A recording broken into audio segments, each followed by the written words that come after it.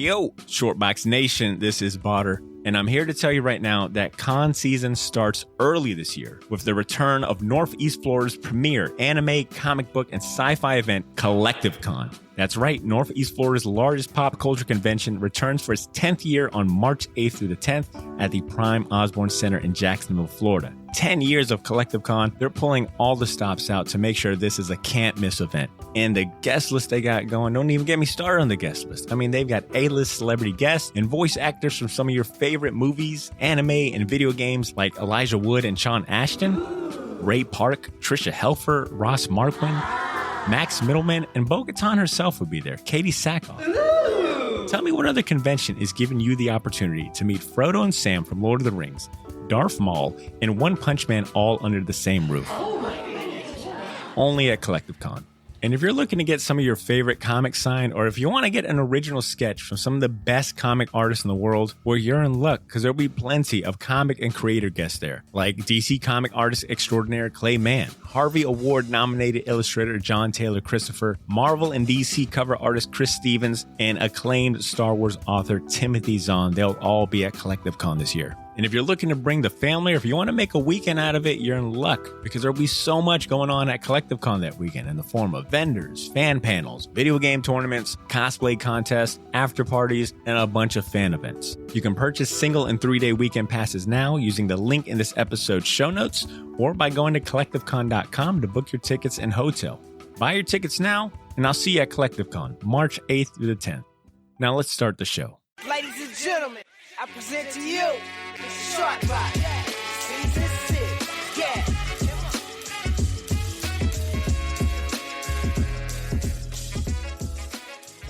Yo, Shortbox Nation. Hello, and nice to have you joining us again. This is episode 296, and for those of you tuning in for the first time, welcome to the Shortbox Podcast.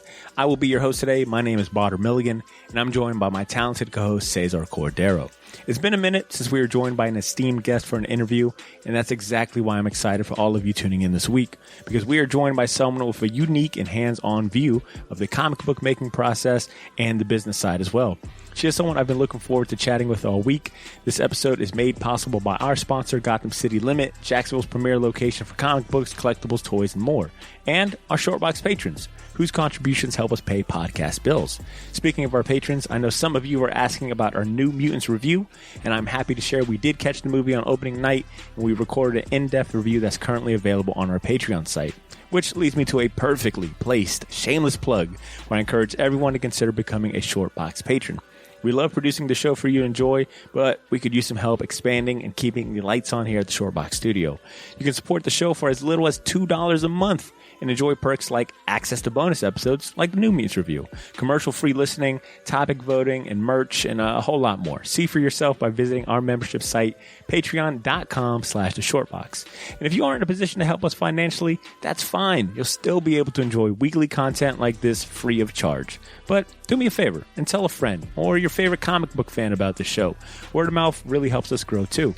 With those shameless plugs out of the way, I want to move on to our main event, and that's the guest joining us today. She is an Eisner-winning comic editor who also writes her own webcomics, anthologies, and essays. She's currently an editor at Lionforge Comics, whose long list of credits just at the company alone include titles like Astonisher, Incidentals, and the Gail Simone written series 7 Days, plus a whole lot more. Shortbox Nation, let's give a round of applause and welcome Desiree Rodriguez to the show. Welcome to the Shortbox Podcast. Welcome. Thank you for having me. It's our pleasure. It's been a minute, like I said in the intro, since we've had like an esteemed guest. We usually like any guest we have on the show is esteemed compared to us. So nice save. Yeah. Nice save. We usually get hype, and having the opportunity to have an editor of your caliber on the show is definitely an honor for us, and something that me and C were both looking forward to. True story. All week. Yep. You guys are flattering me way too much. I'm such a boring person. Okay, we'll keep that in mind and continue to insult you for an hour and 45 minutes. You know, I'd be remiss if I didn't shout out our good friends of the show and Shortbox alumni, the Babes Who Hustle. Oh, yeah. Because it was their recent write-up on you that definitely inspired this interview. So I wanted to shout out to Chelsea and the Babes Who Hustle team. And once again, congratulate you on a really stellar write-up. You know, I learned a lot from that write-up and the different like bodies of work that you've done and the links that they shared. So shout outs to Babes Who Hustle. Seconding that shout out, that was a really cool and fun interview, and I really enjoyed doing it and learning about like them and what they do in like the Jack space was really cool. Desiree, so it's not every day that we have an Eisner Award-winning editor on the show. I can count the number of times on one finger, actually. We've highlighted the award for years. We've even dedicated a whole spotlight episode to the man who inspired them in our Will Eisner Spotlight episode back in December. Desiree, will you do us the honors of explaining what Puerto Rico Strong, your award-winning anthology, is all about? Yes, so basically it was an anthology that we put out soon after Hurricane Maria had hit the island. I'm Puerto Rican. And many of my co-editors on that project were also Puerto Rican. And we wanted to put together an anthology that both raised money for the island, since the island has such poor infrastructure and is in so much debt because of just the history of the island. But also, I used to work in childcare. I used to work with kids. And I knew that we should put together something that had longevity. So the anthology is also a mix of like historical fiction, and it has a lot of stories that tell about like the culture of the island, the culture of our people, but also like historical things that have happened on the island, historical figures or historical events like the birth control trials is one of my probably favorite short comics in that anthology. And it tells about the birth control trials, the experimental birth control drugs that ended up sterilizing a lot of Puerto Rican women without their knowledge or consent.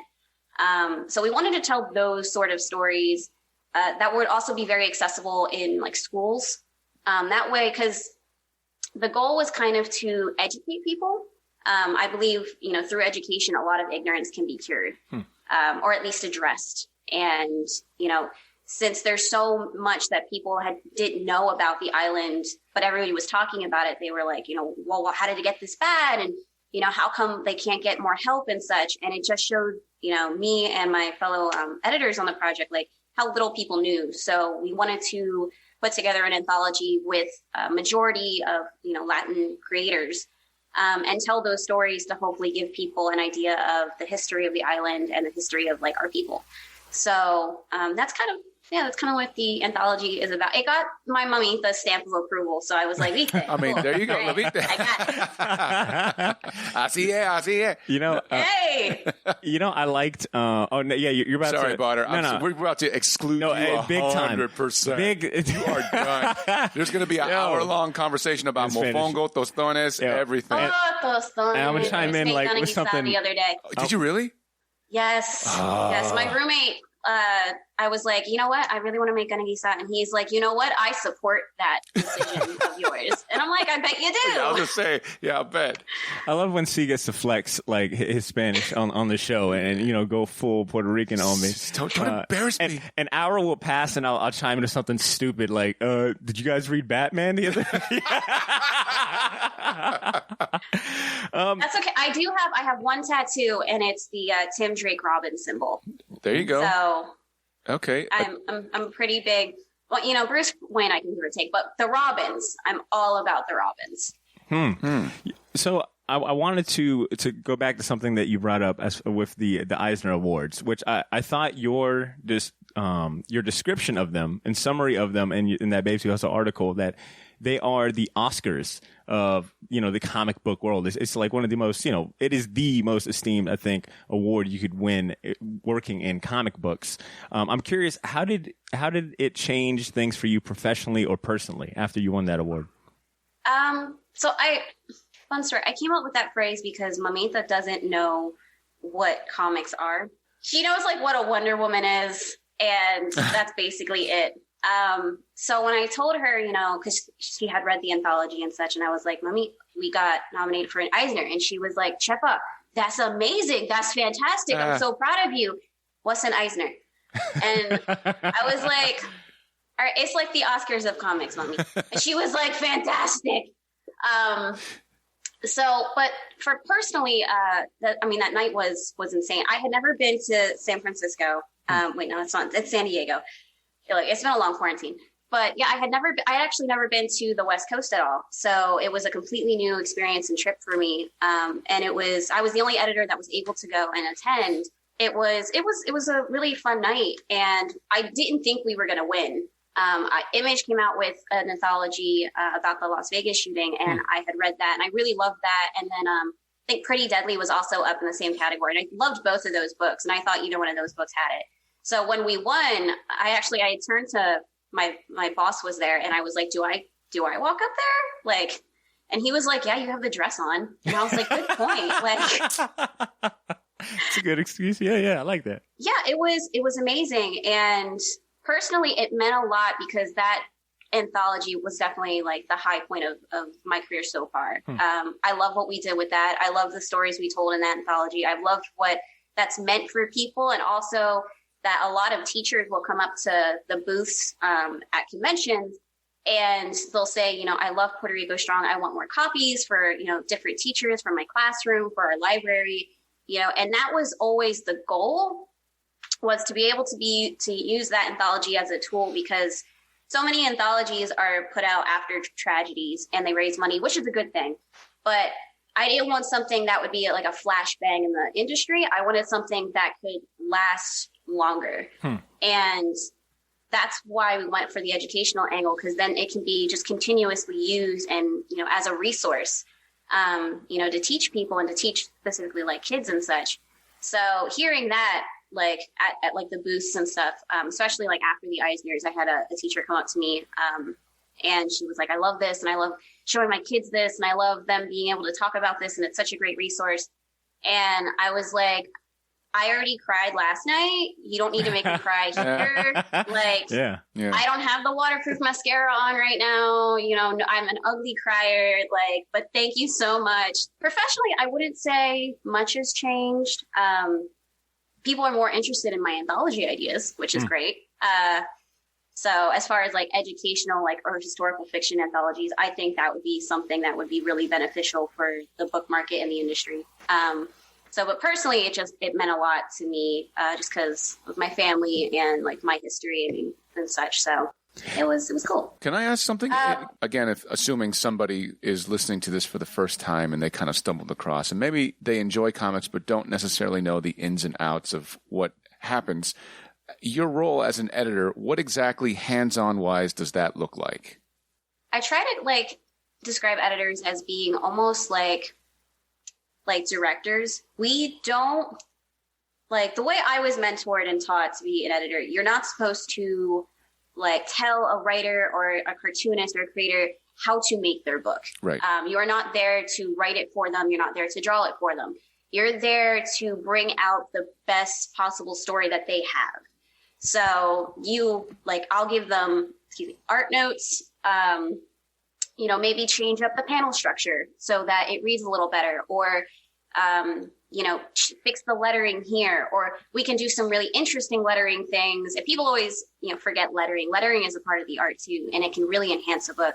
But you can like change like the sound effects, or you can add sound effects where there weren't before, you know, to kind of pull the reader in a little bit more.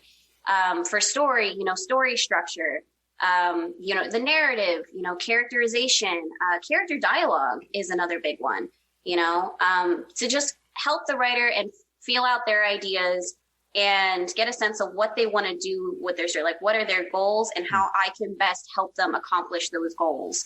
And then a lot of it's like, then there's a lot of like the boring stuff, like, you know, printer size and specs, and like, are we going to put gloss on the cover, you know, or is it going to be like matte pages or glossy pages? Like, that's all the boring stuff that like, it's important. I do it because I have a job, but the cool stuff is the narrative stuff and the art aspects. Right.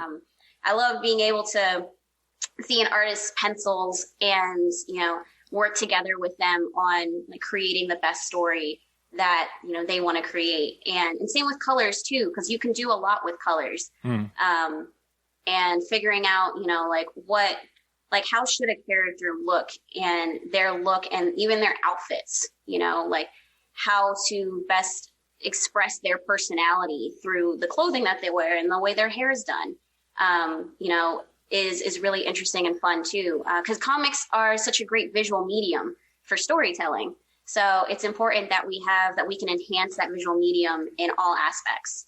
And, you know, so you have to have a lot of respect for your collaborators. So editors aren't supposed to be dictators.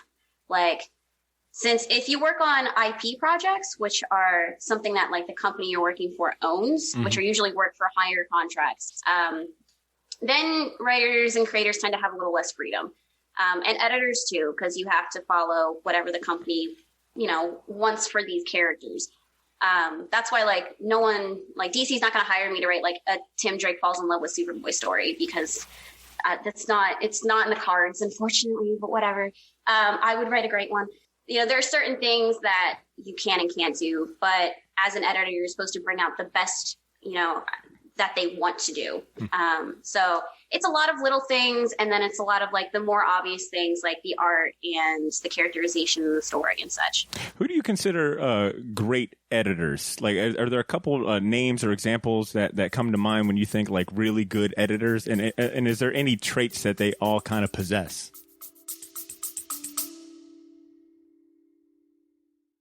Yo, this is Botter. Sorry for interrupting this episode, but I'll keep it brief. I wanted to let you know about a massive sale we have going on over at the Shortbox Store on all of our merchandise and apparel. That's theshortboxstore.bigcartel.com. You can now save 20% off your entire order using the discount code YOO, Y-O-O. So if you've been waiting for the right time to finally buy that gauntlet snapback, or if you ever wanted to buy any of the shirts you see me wear on the podcast, well, now's your chance to get them for a steal. We still have a few sizes left of everything, but they won't last long, and once they're gone, they are gone. And then I mentioned that all of our apparel is screen printed on high quality material. None of that heat transfer or direct to garment stuff. Our shirts are some of the most comfortable ones you'll ever wear, and the hats look even better in person. So wear your support for the Shortbox Nation proudly, knowing that you're going to look damn good doing it. Get to theshortboxstore.bigcartel.com as soon as you can, and don't forget to use that discount code YOO, Y-O-O, to save 20% off your entire order. All of this information can be found in this episode's show notes if you want to get there faster. Thanks for not pressing fast forward. Now back to the show.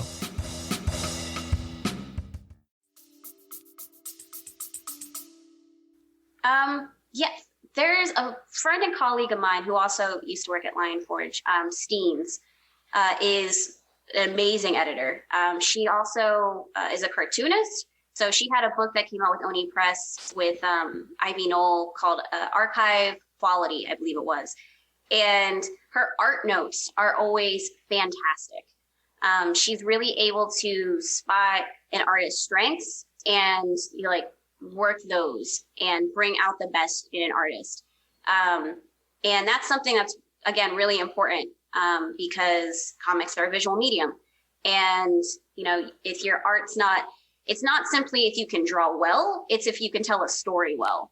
And she has a great eye for people being able to tell stories well and being able to enhance the stories that they want to tell, which I think is a really important aspect. Joe Elidge, who actually got me the job at Lion Forge when he was my boss, and he had worked for DC for a long time, is great at story and narrative and pacing.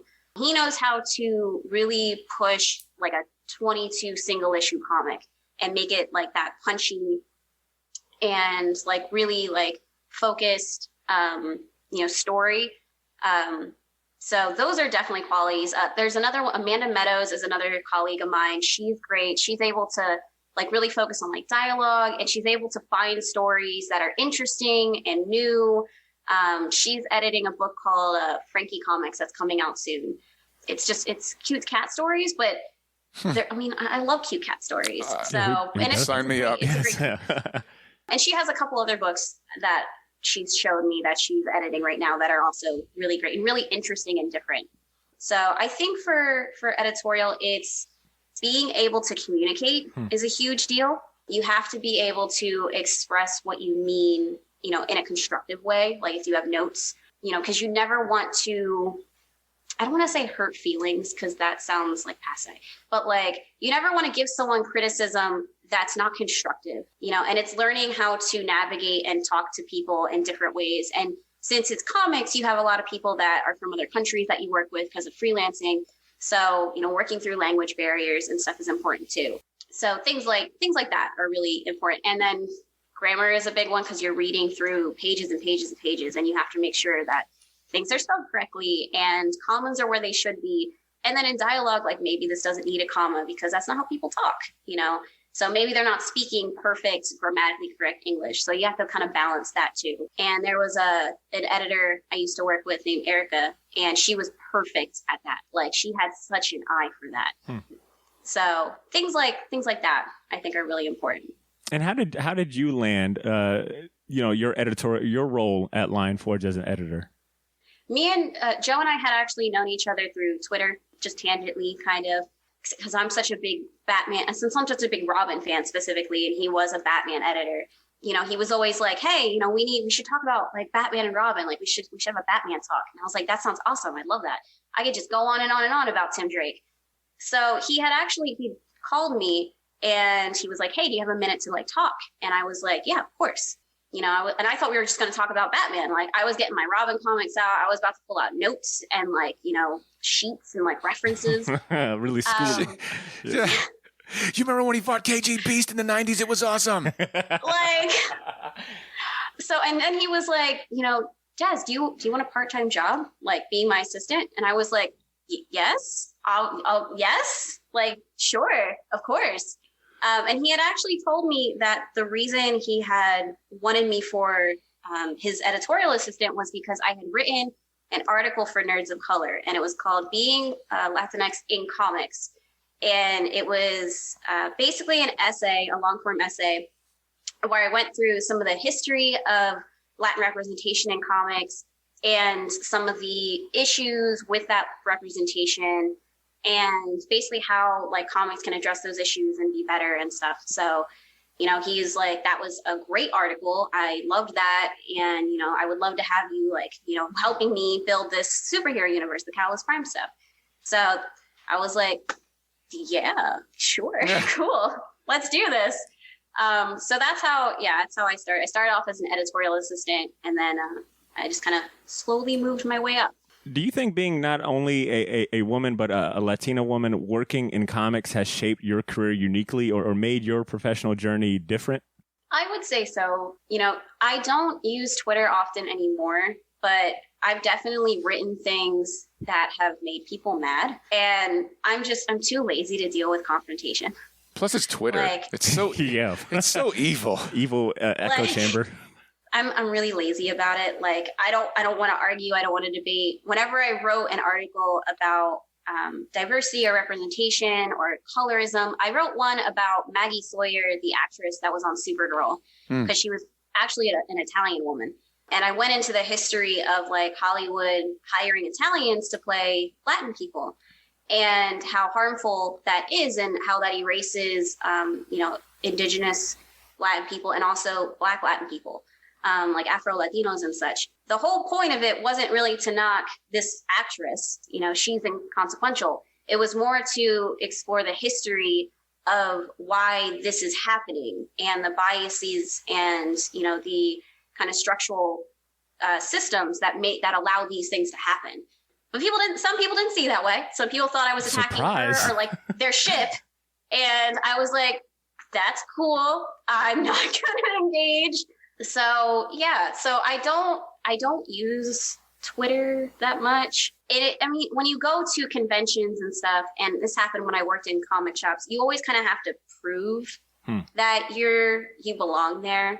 So, and then if you do prove it, then you get like creepy comments, and that's not fun. I had one guy ask me if I could teach him Spanish on the weekends. Oy. What? What? Stuff like that, and I was like, yeah, sir, no. Like internally I was like, okay, fucking what? Like, but externally I was like, I'm a professional and no thank you. But I hear Duolingo is good. Like you should look into that. That's probably more beneficial for you than me. As I say, there's an app called Holdate. It's a nice one. You should look it up. So hearing you hearing those words kind of confirms something that I've personally noticed. So we try our best to, always put a spot. We've, especially in these last few episodes, we've done our best to try to put a spotlight on every role within the comic book process. The writer, the artist, the letterer, how important the colorist can be, as well as the editor.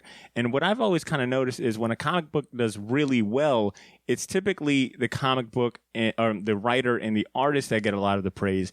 And you only ever hear about the editorial staff when a comic book, is taken a little differently, whether it's, a bad comic book or a controversial, That's quote true. unquote, or whatever it may be. It seems that the editor is only brought up in negative context. What are your thoughts on how the public, not only just like kind of diehard comic fans, but maybe just the general public, their views on the role of an editor? Like, I can't get mad, because I think that there's not a lot of like accessible information on what editors do or what the comic process is like. A lot of people, when they think comics, they think only Cape Comics. So they think, the Supermans and the Spider-Mans and the Avengers, and they think comic shops. But there's a whole other sector. There's the book market, which is huge. And that's all graphic novels, and that's doing really, really, really well, and those comics aren't Cape Comics. Most of them are like fantasy comics. Raina Telgemeier rewrote the game for middle school graphic novels and sold millions of copies of that. And we're seeing more interest in middle grade graphic novels and young adult graphic novels. And that's why you see a lot of webtoons, or web comics becoming graphic novels. Like Check Please did really, really well. I believe that was published by First Second, but that was originally a web comic, and it's about it's a hockey romance. I think there's a lot of misconceptions about what comics are. And then there's a lot of just not readily accessible information on how to comic, how to make a comic. And what goes into the process of making a good comic. And so that's I always got the feeling that comics are a little secretive, with how they're made and how they work. And, and I don't know if that's just because comics were such a kind of closed off thing. I never wanted to go into a comic shop when I was a kid because you get looked at and it's awkward. And then when I was an adult, I also got looked at for different reasons. And it was still awkward. Yeah, you have to, some cartoonists write and draw their own comics, but don't color them. And then some cartoonists will draw, write, and letter and color their own comics, which is a huge undertaking. A lot of people don't understand how long it can take to draw a comic. Even something that's just 24 pages. When I worked on single issue comics, it takes a long time.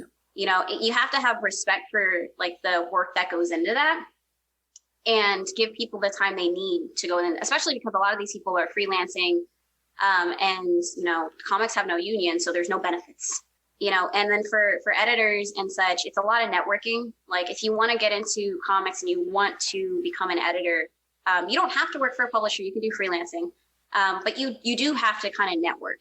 That's something that's really beneficial. Is kind of knowing how to network and talk to people, and also to have an eye for where the industry is going and what people want to read, what needs are in the market right now that people want to read that other publishers aren't doing, people aren't getting. Hey, Shortbox Nation. Sorry for the interruption. Just a few quick words from our sponsor, and we'll get right back to the show. Yeah, so this is where I pick up my comics. Excuse me, might I remind you the rules here at No Touch Collectibles?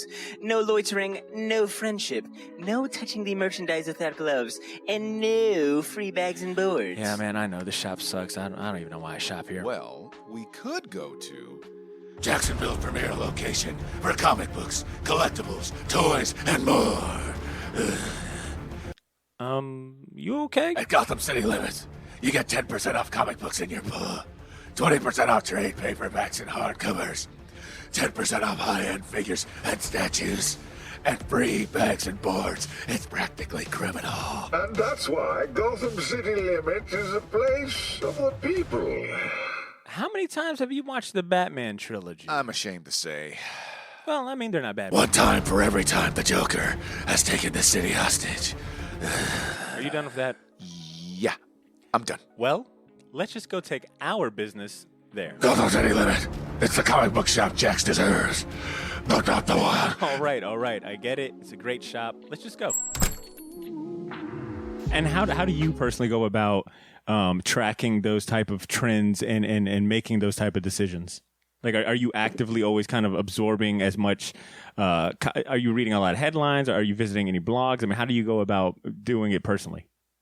I visit a lot of webcomic sites. Like I visit a lot of, I visit Webtoons, I visit Tapas a lot. You also, as an editor, you want to work on something that you'd like to read, because if you don't like it, that's going to come out in your editing.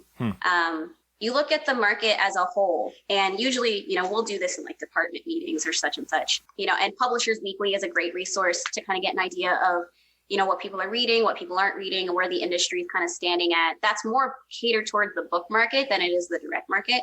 There are sites where they'll list like how many people have read, like what's the highest selling graphic novel for this month, or what was the highest selling single issue comic for this month. And obviously for single issues, a lot of that stuff's going to be either Marvel or DC, but you can also kind of see, if you continue to scroll, what else people are reading. And what we're seeing the industry shift towards is more people want to read graphic novels because it's condensed, it's a whole story. Even if it's split into volumes, it's kind of like that manga thing, and manga is a great indicator too of like what people want to read, especially what younger people want to read. You can't make My Hero Academia like American version. It doesn't really work, but you can see that what people are gravitating towards is action in that story and also interpersonal relationships in that story. Like people want to read about how the main character is growing and developing and building his friendships and his rivalry and such, and they resonate with that. And you can find a lot of webcomics, or you can read pitches that people submit, or talk to people that you've networked with and see if they have pitches that kind of have that interpersonal relationship angle. So yeah, it's a lot of talking with people that you've networked with. Like I have a couple creators that I'm always like, do you have anything? Are you working on anything? I know a couple of my fellow editors will put calls out on like Twitter, like, hey, I'm looking for a creator or creators that, XYZ are doing XYZ. And then going through webcomic sites and seeing, what's popular, what's good. Because you can't just pull a webcomic off. It doesn't matter if it has like 7 million views. You're still going to have to put the work in to reformat that for a book format, because a web format is going to be very different from a book format. So just things like that is typically what I do. So I guess in your words, what distinguishes your company, Lionforge, whether it be the titles or the creative teams, from other comic book publishers? What makes Lionforge stand out?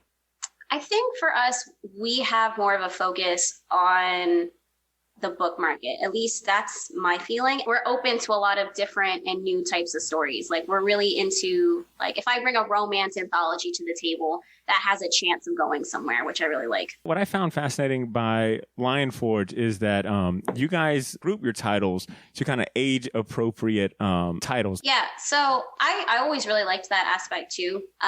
Because when people, like if I say middle grade, people are going to think like middle school. And it's not necessarily like middle school. It's actually like, I think it's about ages like 8 to like 12. And then like young adult isn't like 19, 20. It's more like 12 to I think like 16 and up. So it's very specific age ranges. And it's when you acquire a book and you have a story, you know, you can actually look at your catalog and you can say, okay, so we published like such and such titles that fall under young adult. This quarter, you know, we're going into next year, we want to publish such and such titles that fall under middle grade, you know, because we're weak in the middle grade market. You know, or you can look at, you know, your projections and you can say, you know, the middle grade market is doing really well. Let's try to go find more middle grade market books and titles. And it's more easily marketable when you have kind of like that logo or like that age group on there. And someone comes up to your booth and they're like, I'm looking for a comic that my 8-year-old can read. And you can go up to them and you can be like, well, here's all the ones that kind of fall into that category that your 8-year-old can read. So, because one of the things I noticed when I worked at a comic shop is you would get parents in and they would be like, you know, my kid saw like Justice League or DC Superhero Girls. I want to read like a Batgirl book. And you have to be really, really careful with that book you give them. You know, you don't want to accidentally slip this parent like the Killing Joke. Yeah. Like, that's something completely different. Yeah, that'd be a wild recommendation. Exactly. You know what's funny? Alan Moore would probably be very cool with it, though. He'd be like, hello, little child. You're only 4 years old. Would you like this perfectly reasonable book for children? Sure, Mr. Moore. That was actually something I really loved about Mythical Mountain is they had like a kids section. That's cool. In their comic shop. So it made it easier to, you know, when parents came in or when kids came in, you know, you could be like, here are comics that like, if you open them, you're not like, I'm not going to get yelled at by your mom or your dad. You know, working at a comic shop as well. I mean, many years ago, before a lot of companies were starting to cater more to that younger demographic, that was always a challenge as well, is because, I mean, we'd have all of these comic books everywhere, back issues, new stuff, trades, and our kid appropriate stuff was like this little corner in the shop. And it's like, man, isn't this kind of ironic that we deal in this medium that is associated more so with a younger demographic, but, you know, our only offerings are, you know, these 5 books over here, you know, that are clearly for, you know, up to 5 years old. Oh, dude, yeah. Like, my mom was still not letting me read Wolverine, and I was in college. She was like, I don't like the way he kills people.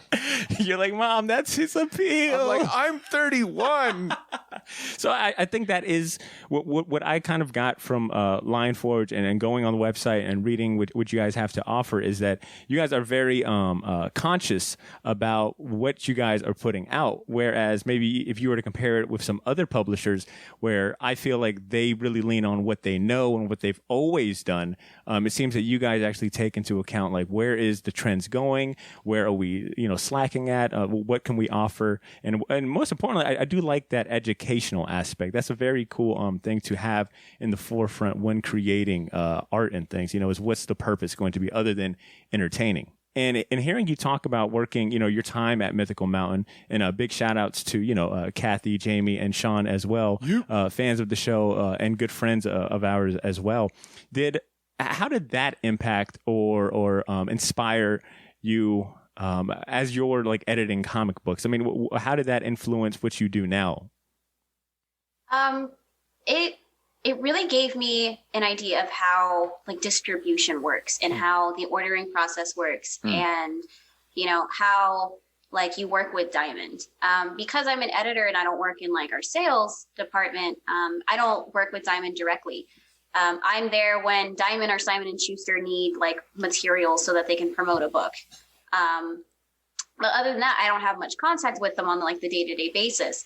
So working at a comic shop, you get to kind of have that interaction where you see how distribution works. You saw how ordering works.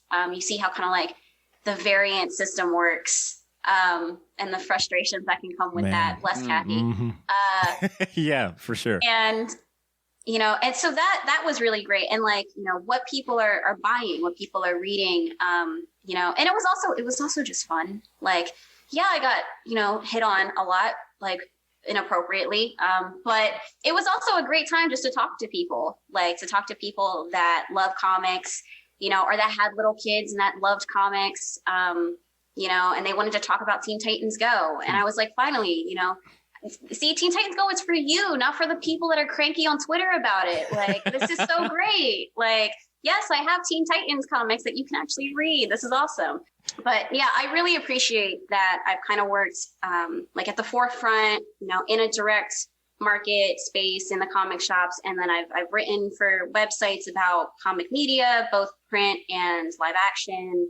And then, you know, I'm working like actually publishing books and stuff. So I like that I've gotten a lot of different viewpoints from the industry. What comic books did you grow up with? Which ones are like your current favorite? Because I've heard you mention, you know, Starfire, Robin, George Perez, who's one of our favorite artists. I mean, who else is on that list, or what else are some of your favorite comic books? Oh gosh, I mean, New Teen Titans was a big one for me. I had watched that Teen Titans show and I fell in love with it. I was able to get those comics, and I loved that series with Marv Wolfman and George Perez. And then I found out George Perez was Puerto Rican, and I thought that was just fantastic because I'd always read Starfire as being Latina. Like, she had the big hair and like this skin tone and her island, like her planet was like an island. And I was like, yo, she looks like my auntie. Like she looked like my BP, you know, and like her cool. emotions. Cool. And she was just so vivacious. Like I loved it. So that was a big one. Gosh, I read a lot of manga as a kid. So I read a lot of like Rumiko Takahashi was a big one. Inuyasha was a huge influence on me growing up. My experience with Inuyasha was almost kind of accidental. I used to work at Channel 4, and I was working the graveyard shift, and at like 2:00 in the morning, Cartoon Network would show Inuyasha, and I would always be like, "What is this cartoon?" And then like fast forward to like a month later, I'm like, da na na na na na na na na na, like. Oh, I remember that song. Oh my gosh. Yeah. Inuyasha was a big one. Yu Yu Hakusho was another one. Sailor Moon. So, but mostly I'm more into graphic novels now. Like Blackbird was one that I recently picked up. If I do order comics, I'm always going to order through Mythical. Just support your local comic shop. Has your profession impacted or changed the way that you consume or enjoy comics and the related media? I mean, has being an editor changed like just your enjoyment of reading a comic book any? Yes. And also like just watching like comic-based media. Like I have a friend and she's like, you're really critical. And I'm like, no, Doctor Strange was just not a good movie. Don't come at me. Preach. It's not my fault. Preach. I'm sure you get those questions a lot when these movies drop. Yeah, they're like, you know, like, Des, what did you think? And I'm like, oh, you know, this, and this, but, you know, this was okay. Oh, you're so critical. Well, why did you ask? It's kind of hard to turn off the editorial brain, I guess you could say. Like, you know, because I'm always like, well, they could have done this differently, or this was a better way they could have adapted that. Or even, you know, I get why they didn't adapt this aspect of the story to screen. There's certain things that work in comics that wouldn't work necessarily on screen because they're different mediums and they're going to be told in different ways. So like there's a lot of talk right now because of the Matt Reeves Batman film, that with the trailer that dropped and such, like, you know, where's the Batman for kids? And I'm like, he's everywhere. There's tons of stuff for Batman for kids. You know, there's tons of Batman animated shows that are for kids. And like, there's some graphic novels that were about Batman for the youth market, for middle grade. And, you know, it's like, you just have to look and you have to appreciate those different mediums. If there's one thing that I still find very special specifically about like Cape Comics, it's that they can be adapted to so many different mediums for so many different audiences.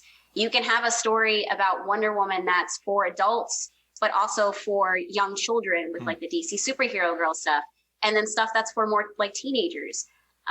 Same with the Teen Titans is a great example. You can have like the Tiny Titans comics that were a thing a while back. And then you can have Teen Titans Go, which are for like, you know, that middle grade age. And then you can have like the older Teen Titans show. And then you can have like Teen Titans Judas Contract, the animated movie, you know, and you can have the comics that are more geared to stories or like the movies and the TV shows. Like I still have great love for them, but I also spend 8 hours a day reading comics and comic scripts and looking at comic art. So when my day is over, I really just want to cuddle with my roommate's cat and like watch One Piece. Like I don't want to read. I don't want to read any more comics after that.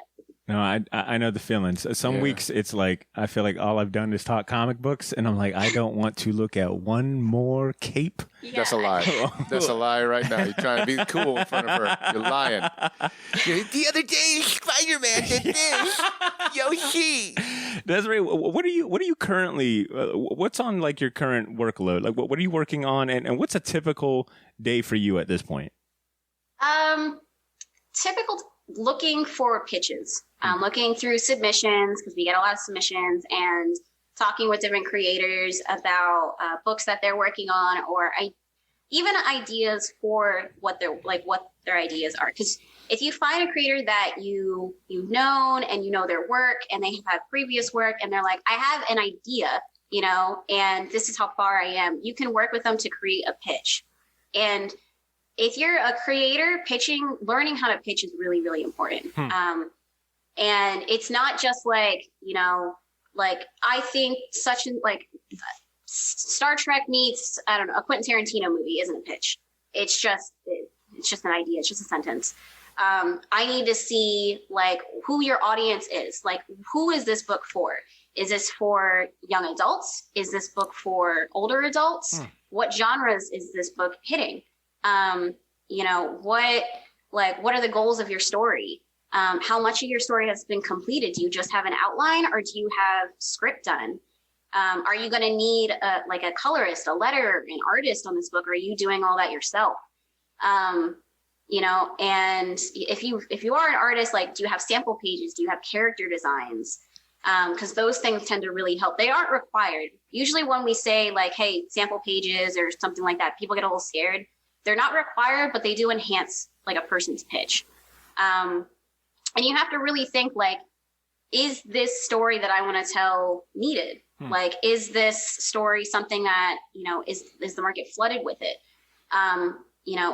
Is it derivative? Like, is this just another detective story, or is this something more? Like, what are you saying in your story? What makes your story different?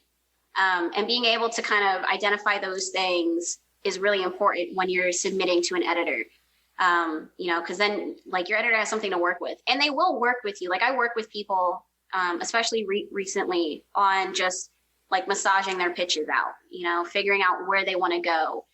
Because even if it's not something that, I want or I can take, or that like the publisher I work for will necessarily acquire, at least then they have a pitch and they might be able to take it somewhere else. And I've had that happen where I've worked with a creator and we massaged their pitch out and they had a really solid pitch package, and my company didn't take it, but another company did. And that makes me happy because you're a creator. I want you to succeed. I want this idea that I believe in also, like the story that you want to tell, to succeed, whether it's with me or someone else, preferably with me, but someone else, it works too. Yeah. More power to you. Yeah. So my day-to-day recently has been mostly going through the books that I do have that I'm editing right now. One of them is Quinn Credible by Rodney Barnes. We're finishing that up and we're starting to move forward on another story that he's working on. So it's a lot of printer specs right now. I'm going through a lot of printer things, and working on the story and the outline. And then right now going through, I'm looking at a lot of web comics and such to see if there's anything that I'd like to reach out to a creator about. So things like that are usually my day-to-day, along with a lot of meetings. I have a lot of meetings. Being an editor is a lot of meetings. You got to talk to a lot of people. I want to read this quote from one of your colleagues and someone that we respect, Gail Simone, celebrated writer of DC's Birds of Prey, Batgirl, Marvel's Domino, Agent X, and a whole lot more.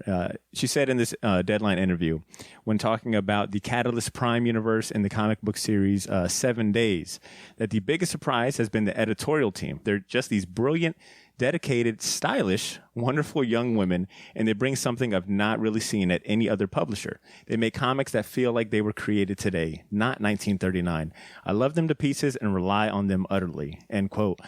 What's it like not only working with, but also receiving colossal praise from a colleague like the celebrated Gail Simone? She is so freaking sweet. I love her. And her husband's also a sweetheart. And she showed me pictures of like her dogs. Yeah, no, she was amazing, and she was so great to work with because she's... Hey, Shortbox Nation. Sorry for the interruption. Just a few quick words from our sponsor, and we'll get right back to the show. Yeah, so this is where I pick up my comics. Excuse me, might I remind you the rules here at No Touch Collectibles? No loitering, no friendship, no touching the merchandise without gloves, and no free bags and boards. Yeah, man, I know. This shop sucks. I don't even know why I shop here. Well, we could go to Jacksonville's premier location for comic books, collectibles, toys, and more. You okay? At Gotham City Limits, you get 10% off comic books in your pull, 20% off trade paperbacks and hardcovers, 10% off high-end figures and statues, and free bags and boards. It's practically criminal. And that's why Gotham City Limits is a place of the people.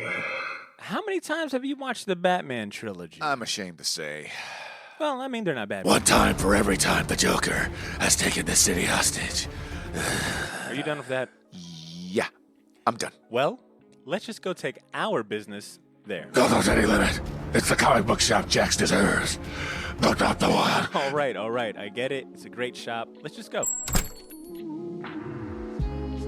That type of collaborator that is very, very open to ideas, and she's very open to, changing things as needed, or moved or fixed, or could be better this way or that way. She's just very, very open, and that's one of the best kind of collaborators you can have, is someone who's very open to working with you and hearing you out.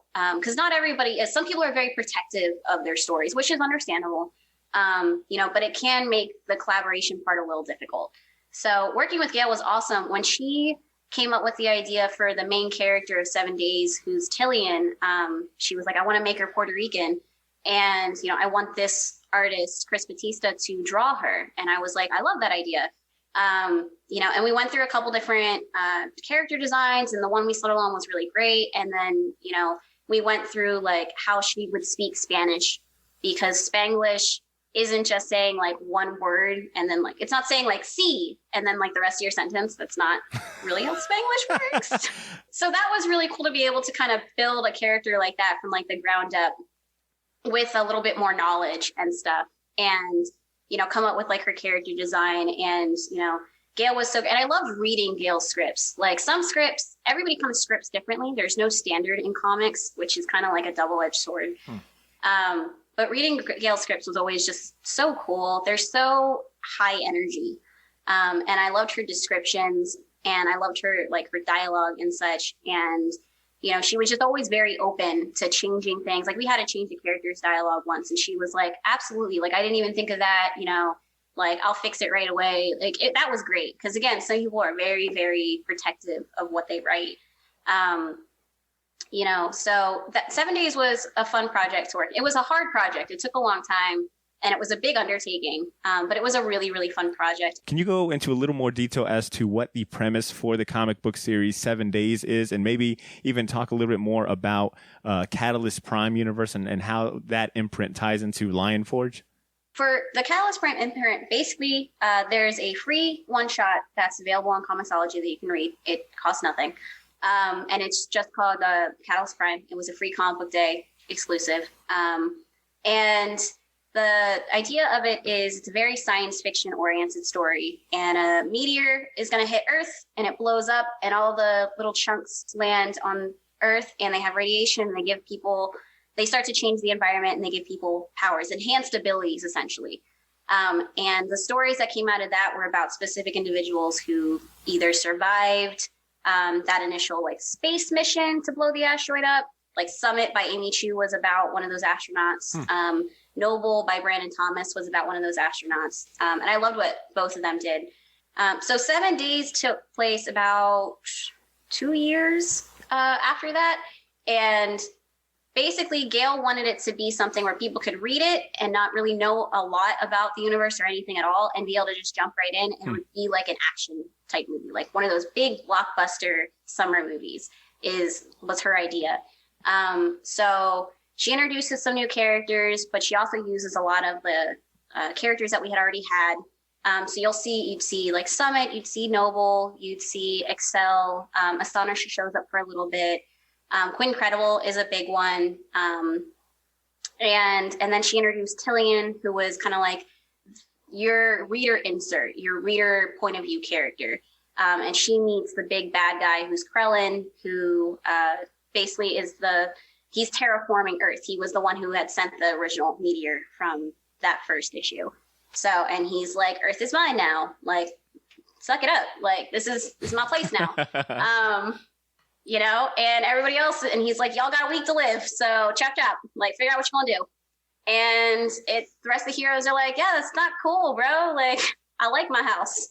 So, you got the big punch 'em up battles and like the big heroic speeches and stuff. And Gail writes such a great heroic speech. Mm-hmm. And the artist that we got on the book, they can just draw a great like blizzard fighting battle. And it's a fun book. Like it's it's a little old school, but it's in kind of like a new school kind of way. Like, it's got the lizard lord, lots of characters of color and lots of characters that are young and, kind of like that hopefulness to it. That was like something that Gail wanted to emphasize. She wanted the story to have like a lot of hope, like even, in the face of overwhelming disaster, like at the end of the day, like we can still make it, like the sun can still rise on us, which I really liked. And I understand that the last issue, number 7, came out, I think, end of June? So can people expect a collected trade sometime soon? Yes, the collected trade, I believe, is set to release in late September. It should be late September or early October, but I'm pretty sure it's late September.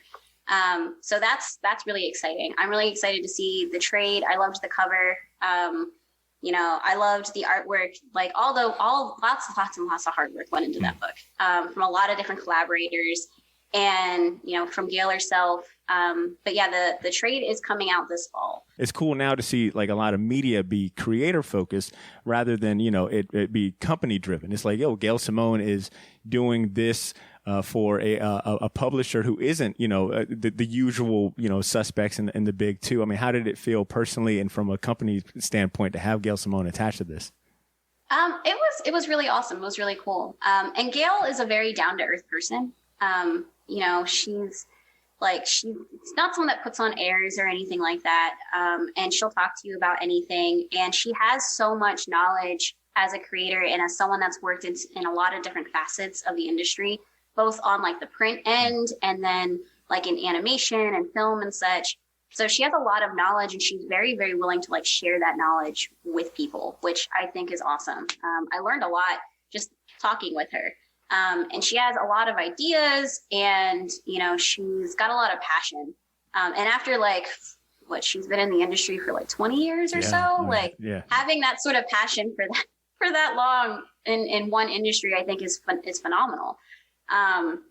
Because it's very easy to get burnt out. If fans feel burnt out, you guys got to imagine what it's like on the other end.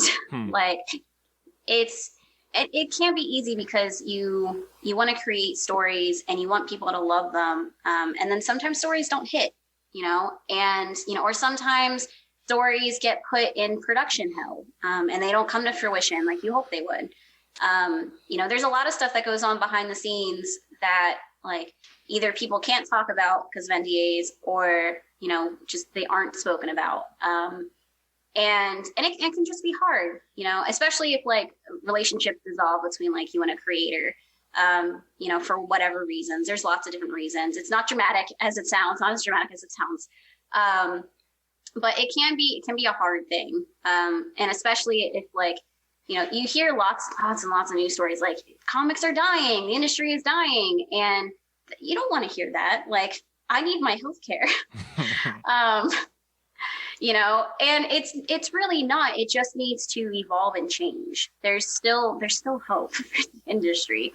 It's not just content farms. And I know that's a big concern is that, publishers are going to just become content farms for the next streaming platform. I'm not going to say that the fear is unfounded, but I don't think it's as valid as like clickbait sites would have you believe. Agreed. And there's still a lot of things happening that are still really great. And there's a lot of comic content that's out there that's just, it's not in the direct market. It's in Barnes and Nobles and the libraries and, check out stuff that's from First Second or from, Harper or from Simon & Schuster. There's a lot of good stories there. And we're starting to move into like beyond just like middle grade and young adult into like new adult stories that are for, older adults. Which is great, so as someone who like prefers to read graphic novels to single issues now. So. And I really appreciate that you brought up what you said about some of that, once again, lack for better terms, fear mongering when it comes to the future of comic books, because I think it's very easy to see some of the more popular publications and companies that report out on comic books be the loudest ones to say, hey, it's the end of the comic book industry as you know it. Publications and heavy quotations. But to your point, and a lot of things that you've already brought up is when you look at things like web comics, or YA, graphic, or just graphic novels, and that market, they are flourishing. They are doing so well. Yes. And to your point, I think there's still a lot of life left in the comic book industry, and especially like what's still to be offered and enjoyed.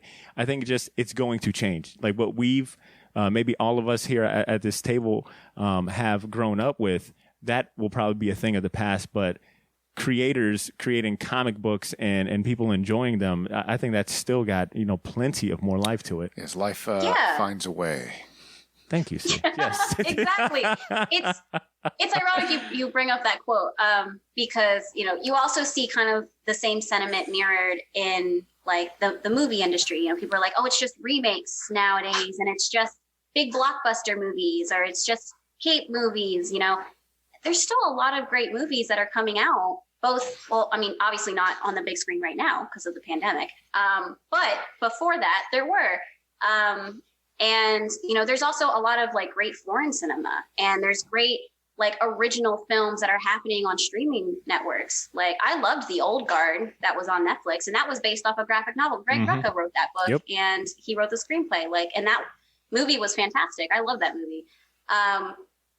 So it's not like, you just have to kind of open your horizons a little more. And I say that as someone who is very specific about like what I like to read and what I like to watch. Like, I love animation as a medium. I don't really like a lot of Western animation because a lot of Western animated shows are comedy, and I'm not a huge fan of comedy. So like the Family Guys and the American Dads and stuff like that, or BoJack, like they don't really hit it for me. But I know people appreciate those shows, so I know those shows have a place, and I respect that place.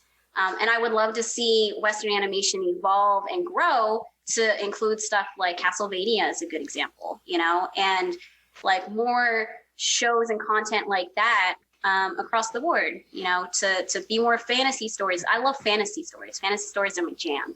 Love me some good fantasy. So I love like The Witcher. Like that was great. And it helped that like Henry's hot. And that Yennefer was hot too. Like Cosign. Everybody was hot on that show. Cosign. That's the hottest show on Netflix. But yeah, like I think, and there is a lot of great movies. Before the pandemic, I had watched Weathering with You, which was an animated film by the same director who did Your Name. And that film was gorgeous. And when it was amazing to see it on the big screen because the animation was so fluid and vivid and beautiful. Just kind of open your horizons. Like what you think is comics is not all that comics has to offer. Like open the Previews magazine or go on some publishers that you normally don't visit. And maybe you'll find something for yourself, or maybe you'll find something for a friend, or if you have kids, maybe something for them that they can enjoy, So it's just, opening that space a little bit more. As someone who is actively scouting talent and works closely with, creative types like writers, artists, and other talent, what is some helpful advice that you've got to give to aspiring comic book creators looking to break into the industry and work with a publisher? Connect with other creatives. Honestly, building a creative community around you, I think is really, really important. More so than just like cold calling editors. We get a lot of submissions and you've never heard of this person before. You've never talked to this person before. They're essentially just sending out the same email to people that they've just collected business cards from.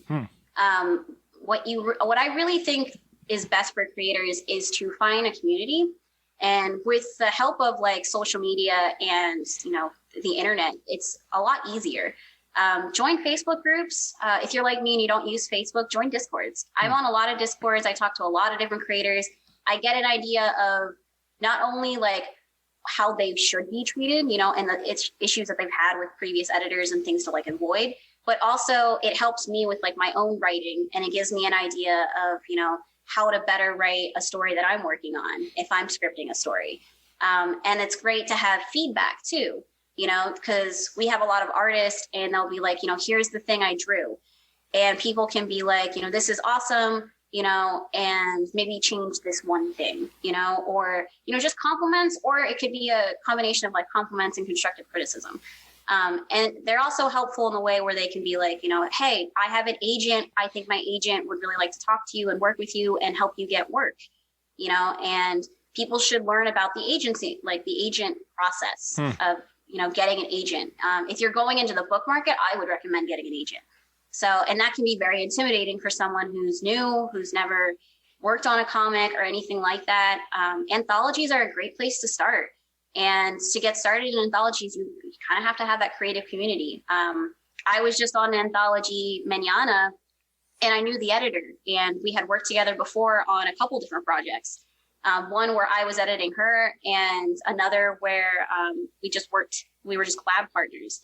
And that's really like how you can start to build a portfolio that you can show to editors. And going to conventions is a great way. It's not the only way because traveling is hard and it's expensive. So having an easily accessible website is a huge one. Twitter is not a substitute for a good website. Twitter is fine for, connecting with people, but if I can't go to your Twitter and find a website where I can look at your portfolio, I most likely won't put you in my Rolodex. Like I most likely will not, have your name down because I don't know what your art looks like, or I only know what it looks like in like the little Twitter posts. And that doesn't show me if you can tell a story. That doesn't show me your sequential art. Sequential art is a big thing. I need to know if you can tell a story through your artwork, or if you just do pinups, like that's fine. I need to see your full pinups, or if you do character designs, I need to see your full character designs and I need to see the range. So having a good website is super important. That is a really unique, that's really unique feedback. I don't think I've heard that too much as far as like, expressing the need to have your own website and something that you own to provide as a portfolio. That's really unique. Yeah. And they're not, you don't always have to, it doesn't have to be the fanciest thing. It doesn't have to be super expensive. I think like Wix is a website that's like, you can build them for free for, certain templates. I know WordPress has like free templates and such. So you don't have to break bank to have a good website. You really should have somewhere where an editor can look at your portfolio and, see your body of work and try to have like a decent range of work. For mistakes, it's having only like one thing, or not specifying what you do specifically. Like if you're able to color, I need to see samples of your colored pages. If you just do pencils and inks, I need to see samples of your pencils and inks, but also like how those, like the different ways you draw, like how do you panel? Like what do your layouts look like? What are some samples of your work? Even if it's unpublished, that helps a lot. I think the biggest mistake I usually see is that people just don't have an accessible like portfolio. Like I said, Twitter's not a good substitute. Instagram's better, but it's still not the best. You really just want somewhere where I can easily go to. I can see your contact information and I can see what you've drawn and how like you map that out. Like I saw one website that was really well done, and the artist had black and white for what they inked, separated from what they've colored, and then separated that from what they've actually written, which is great. Like that gives me an idea of their range as a creator. And also sometimes I might not like the way they draw, like their artwork might not be good for the book I'm looking for, but their coloring might be.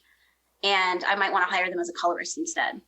So, but if I don't know what their email is, and I'm not supposed to hire you. Yeah. I don't do that Twitter DM stuff. Like that's not, so you have to have like, I would really recommend like a business email. That way you're not bombarded. No, those are, like I said, I have not heard that type of feedback championed a lot. So I'm glad to get that perspective and that feedback. Hopefully a lot of the aspiring comic book creators listening to run that and take that feedback that you've provided. Desiree, we're getting close to the end of the show, but a tradition that we've got here on the Short Box is before we sign out, we normally ask our guests to champion something within the pop culture world. So there could be a comic book, a TV series, a movie, a video game series, just anything that you want to say, hey, this is really dope. I've really been on this lately. I recommend people checking out. It's cool because of X, Y, and Z. So I'll ask you, what do you want to champion today? Ooh, Oh gosh, I'm on the spot. I didn't prepare for this one. I guess the thing I would champion, I've been watching Watchmen because I just got HBO Max. And I know I'm behind the ball on that one, but I have been watching that. And Regina, I mean, I've been a fan of Regina King since she was in Miss Congeniality, like 2. Like, I love her. And she's such a phenomenal screen presence. Well, so she's definitely, when she's on screen, you're definitely paying attention because the way she delivers her lines, man. Yeah. Like I started watching something called 7 Seconds on Netflix just because she was in it. And so Watchmen I've been watching. And then I'll trot out The Old Guard again. That was such an enjoyable like action film that felt so fresh and modern. I love Charlize Theron. You know, it was great to see like her being able to fight and not in heels like an Atomic Blonde, which was messy narrative. Agreed. But she was awesome. And I loved like the kind of like background organic little love story too. Like that was really, really cool to see. And like the new kid on the block. That was such a straightforward, fun, fresh action film that I haven't had fun watching in a while.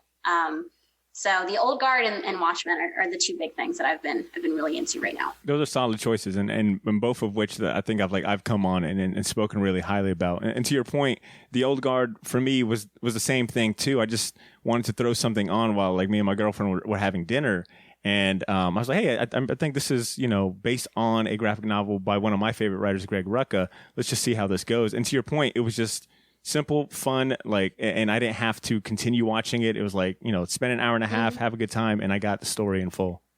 Yep. Yeah. So, which is rare for Netflix films. Absolutely. Yeah. Other than that, lots of horror films. I finally watched Annabelle Comes Home. But those 2 things, as far as like more pop culture comic stuff goes, those have been the 2 things I've been really into. No, those are solid ones. Thank you for sharing. Desiree, that is the end of our show. I want to say that it's been an honor and a privilege to have you grace the show, for us to not only hear about the things that you get to do at Line Forge as an editor, but more so just the learning experience too. I think you've highlighted a lot of things. As far as like the comic book process, the market, I think, which is something that we're always kind of curious about, highlighting your experiences being a woman in comic books as well, and everything that you got to share. I want to say thank you so much for taking the time to come on the podcast and being open and honest and fun as well. Yeah, thank you. I'm glad I was like marginally entertainable. That's always a plus. Cool. Come on. Sweet. I didn't bore people to tears. That mythical mountain / Babes Who Hustle cosign. I mean, I already knew. I was like, nah, we got it. We got to get this. We got to get this on the mics. I want to go ahead and turn it over to you for any last minute comments, anything you want to shout out, point people in the right direction to find out maybe more of your work or things that Line Forge is offering. Anything you want to plug. Yeah, take it away. Oh gosh, I'm so bad at self-promotion.